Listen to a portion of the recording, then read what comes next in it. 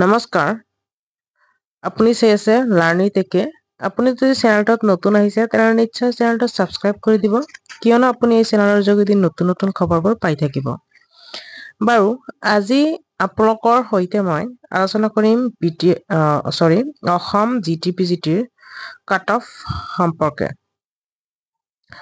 আপোনালোকৰ জিটিপিজিটিত cut off কিমান যাব আপোনালোকে জানে আগতে মই কাট অফ সম্পৰ্কে ভিডিঅ' বনাইছো দুটামান তাতে মই কাষ্ট ওয়াইজ লগতে আপোনালোকৰ পোষ্ট ওয়াইজ কাট অফ কেনেকুৱা যাব পাৰে সেই বিষয়ে মই আলোচনা কৰিছো কিন্তু আপোনালোকৰ যেহেতু এতিয়া এনসাৰ কিখন ওলাই আহিলে এনসাৰ কিখন ওলোৱাৰ পিছত বহুতৰে নম্বৰ কিন্তু কমি গৈছে বহুতে হয়তো ভাবিছে এনসাৰটো এইটো হ'ব সেইটো হ'ব কিন্তু এনসাৰ কিট বেলেগকে দি আছে এনেকুৱা নহয় যে এনসাৰ কিট ভুল দি আছে এনেকুৱা নহয় এনসাৰ কিট শুদ্ধকে দি আছে আপোনালোকে হয়তো ইউটিউবত চাই আপোনালোকে মিলাইছিলে যাৰ কাৰণে এনসাৰ কিট লগত আপোনালোকৰ মিলা নাই সো আপোনালোকৰ কাট অফ কমি যোৱাৰ সম্ভাৱনা আছে ইমানো কম নাযায় যদিও অলপ কমি যোৱাৰ সম্ভাৱনা আছে কিয়নো এনসাৰ কিট লগত মিলোৱাৰ পিছত আপোনালোকৰ বহুতৰে নম্বৰ কমি গৈছে সো আজি আপোনালোকৰ সৈতে মই সেই বিষয়ে আলোচনা কৰিম যে আৰ্টছ সায়েন্স ম্যাথ হিন্দী আৰু সংস্কৃতত আপোনালোকৰ কাট অফ কিমান যোৱাৰ সম্ভাৱনা আছে সো প্ৰথমতে মই আহিম আপোনালোকৰ আৰ্টছলৈ আহিম আৰ্টছত আপোনালোকৰ পোষ্টৰ সংখ্যা আছে ৩,৪২৬টা ইমানখিনি আপোনালোকৰ আৰ্টছত পোষ্ট আছে আৰু আপোনালোকৰ যেহেতু জানে যে আপোনালোকৰ কিমানখিনিয়ে আপোনালোকৰ এক্সাম দিছিলে সেইখিনি আপোনালোকে নিশ্চয় জানে ইমান বাৰে বাৰে কোৱাৰ দৰকাৰ নাই সো আপোনালোকৰ ৩,৪২৬টা পোষ্ট অৰ্থাৎ আৰ্টছত কেনেকুৱা কাট অফ যাব পাৰে সেই বিষয়ে মই থুলমূলকে আলোচনা কৰিম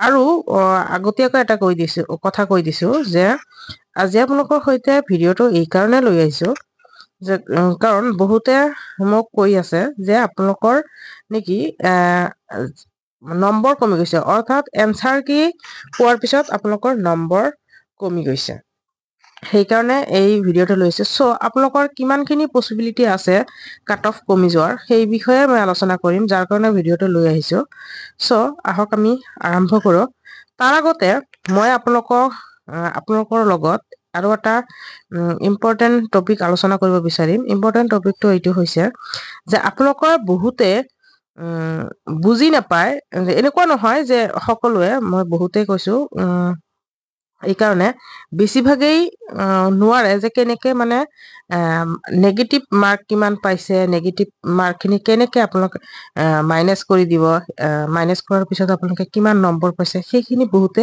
মিলাব নোৱাৰে যাৰ কাৰণে মই থুলমূলকে আলোচনা কৰিম সো প্ৰথমতে এটা সৰুকে এটা উদাহৰণ লওঁ উদাহৰণত ধৰক 100টা প্ৰশ্ন আছে তাৰ ভিতৰত আপোনালোকৰ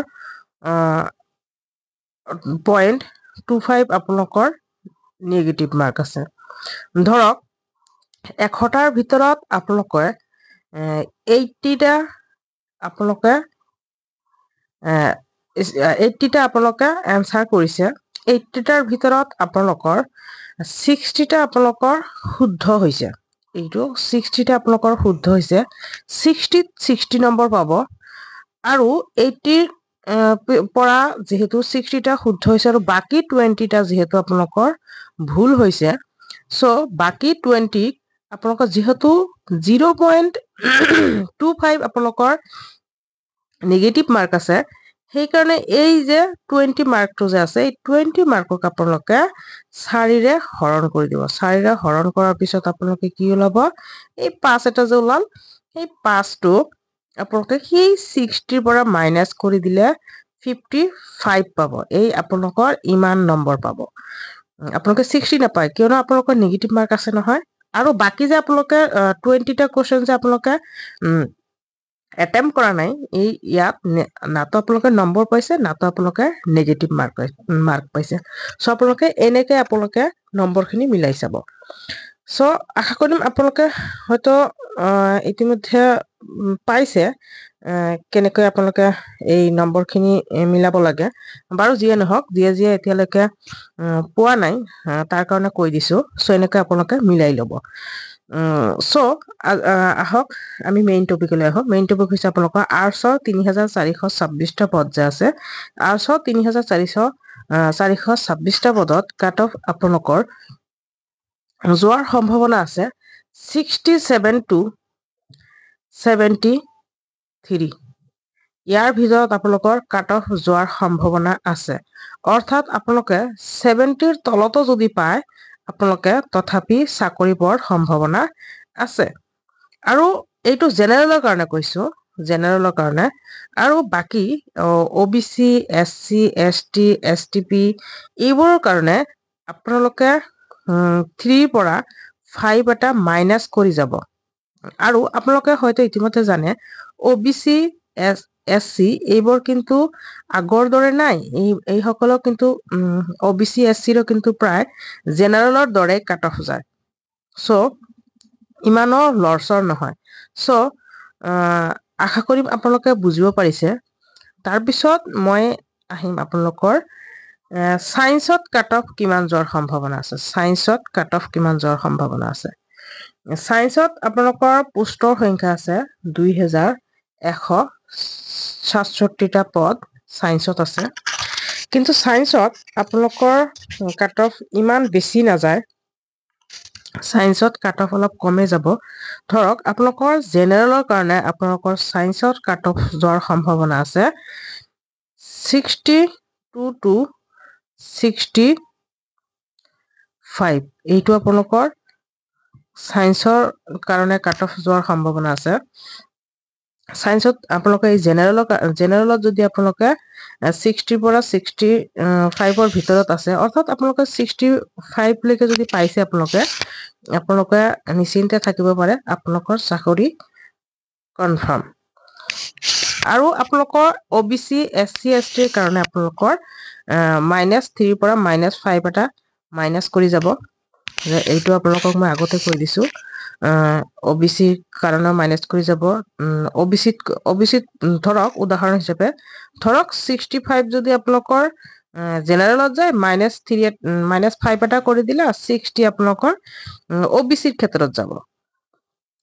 আকৌ -3 এটা কৰাৰ পিছত -57 হৈ যাব আপোনালোকৰ SCৰ কাৰণে। এনেকৈ আপোনালোকে মাইনাছ কৰি যাব। তাৰপিছত মই আপোনালোকৰ লগত শ্বেয়াৰ কৰিম যে মেথছত কিমান কাট অফ যোৱাৰ সম্ভাৱনা আছে। মেথছত আপোনালোকৰ পোষ্টৰ সংখ্যা আছে 1766টা। মেথছত এইটো পোষ্টৰ সংখ্যা আছে। আৰু মেথছত যিহেতু ছাত্ৰৰ তুলনাত কিন্তু মেথছত পোষ্টৰ সংখ্যা বেছি আছে।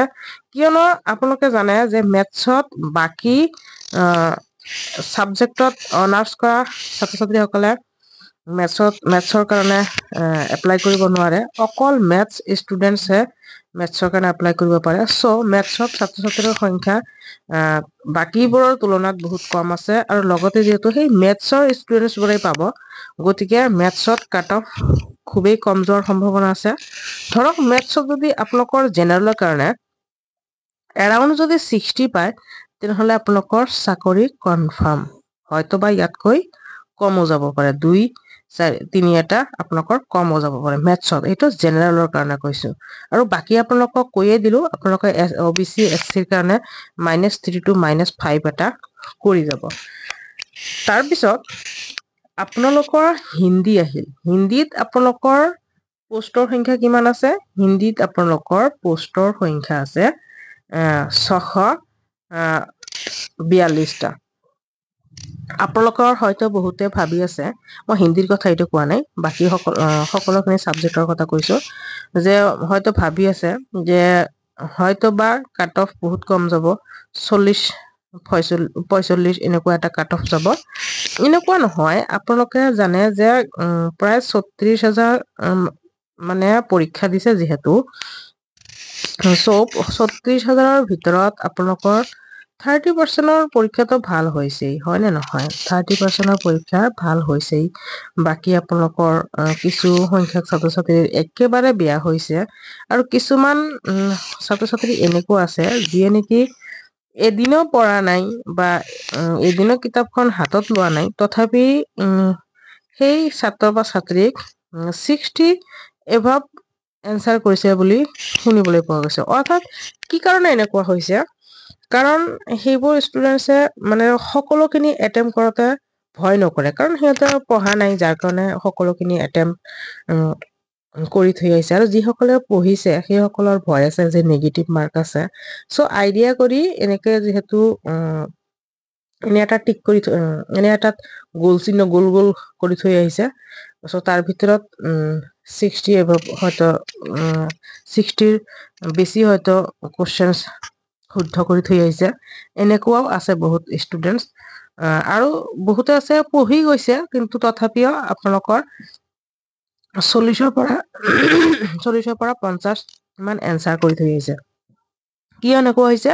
কাৰণ পঢ়ি থকাবোৰে বহুত ভয় পাইছে যে নেগেটিভ মাৰ্ক আছে, কিন্তু আচলতে জীৱনত ৰিস্ক ল'ব লাগে। যেতিয়া চাব যে ইমানখিনি কৰাৰ পিছত মোৰ মানে চাকৰি নাপাওঁ, তেতিয়া জানে যে ইয়াতকৈ বেছি আৰু নোৱাৰো, তেতিয়া আপোনালোকে এটা ৰিস্ক ল'ব লাগে। ঠিক তেনেকুৱা এই যে পঢ়ি নথকা ষ্টুডেণ্টছবোৰে ৰিস্ক লৈছে, আৰু যাৰ কাৰণে বহুতো এনেকুৱা আছে বহুত দিনে ৰাতি কষ্ট কৰি থকা ছাত্ৰ ছাত্ৰীয়ে চাকৰি নাপাব, কিন্তু এদিনো নপঢ়া ষ্টুডেণ্টছবোৰক চাকৰি পাব, কাৰণ সিহঁতে ৰিস্ক লৈছে। আৰু ৰিস্ক বুলি ক'লে সিহঁতে ৰিস্ক নহয়, সিহঁতে পৰীক্ষা দিছে।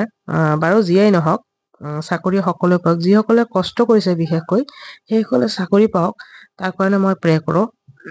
তাৰপিছত হিন্দীৰ কথা আহিছিলো, যেতিয়া আহিছো, আপোনালোকে হিন্দীত পোষ্টৰ সংখ্যা আছে 642টা পদ যিহেতু আছে আপোনালোকৰ, কিন্তু হিন্দীত আপোনালোকৰ পোষ্টৰ তুলনাত ছাত্ৰ ছাত্ৰীৰ সংখ্যা বহুতেই কম, যাৰ কাৰণে হিন্দীত আপোনালোকৰ কেনেকুৱা হ'ব, আপোনালোকে এৰাউণ্ড 45 যদি আপোনালোকে এনচাৰ যদি কৰিছে, এইটো জেনেৰেলৰ কাৰণে কৈছো, হয়তো 2-3 এটা ইফাল সিফাল হ'ব পাৰে, কিন্তু আপোনালোকে 45+ যদি আপোনালোকে কাৰেক্ট কৰিছে, আপোনালোকৰ চাকৰি নিশ্চিত হিন্দীত এইটো।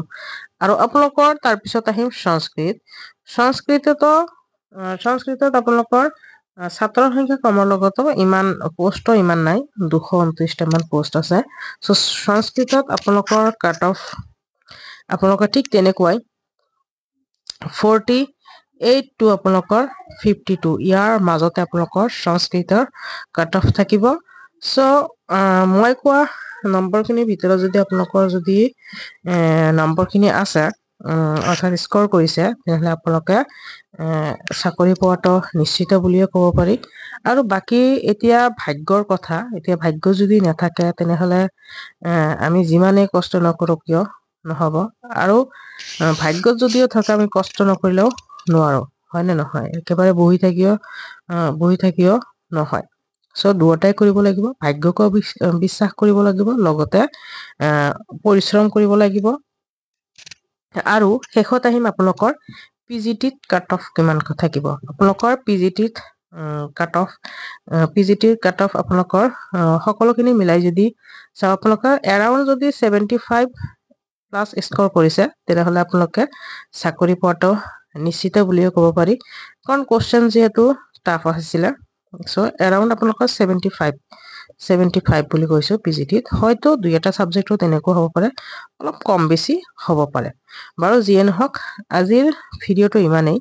চ' আশা কৰিম আপোনালোকৰ ভিডিঅ'টো চাই ভাল লাগিব, আৰু যদি ভাল লাগে তেনেহ'লে নিশ্চয় নিজৰ বন্ধু বান্ধৱীৰ লগত শ্বেয়াৰ কৰি দিব, আৰু লগতে চেনেলটো ছাবস্ক্ৰাইব কৰি দিব। ধন্যবাদ।